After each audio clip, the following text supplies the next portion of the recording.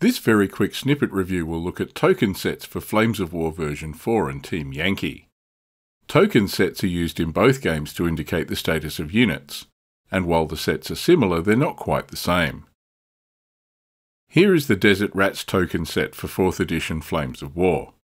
These were released as part of the new mid-war range along with Afrika Korps and Now Fighting First. They are felt-backed acrylic playing pieces of various shapes, printed with the Desert Rats 7th Armoured Division unit symbol and text indicating the status the token represents. The Desert Rats token set came with 20 full-colour tokens in a blister pack. There are 2 ranged-in markers, 4 foxhole markers, 8 bailed-out pinned-down markers, 1 leader marker, 4 gone-to-ground markers and an anti-aircraft marker.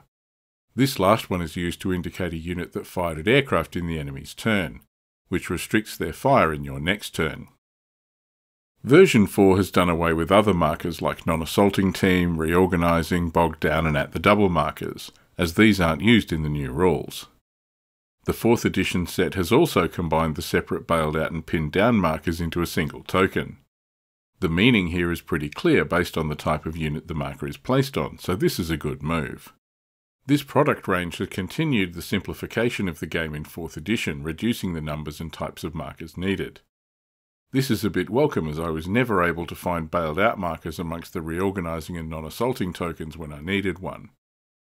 Interestingly, this set doesn't have any minefield markers, an odd omission, but otherwise these are useful and helpful gaming aids for British players in 4th edition Flames of War. Of course you can mark units during play in different ways, but the new mid-war token sets are pretty inexpensive. Let's have a look at the Soviet token set for Team Yankee. This is similar with felt-backed acrylic tokens, 22 in the set. If you look at this, there is 1 less ranged-in marker, no leader marker, and the pinned down and bailed out markers are separate tokens, with 4 bailed out and only 2 pinned markers in the set. There are 4 bogged down markers. Unlike Flames of War, where units that fail a cross-check just cease movement, bogged down tanks in Team Yankee may not move, shoot or assault, but are automatically freed at the start of your next turn. This is one of the slight differences between these rule sets that it's so hard to keep track of and keep straight during play.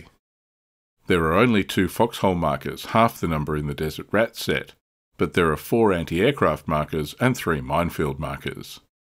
So again, while the tokens here are different than the Flames of War 4th edition markers, they reflect the needs of the different rule set. More pinned markers would have been nice. The combination of pinned and bailed markers in the newer Flames of War token sets is a good idea.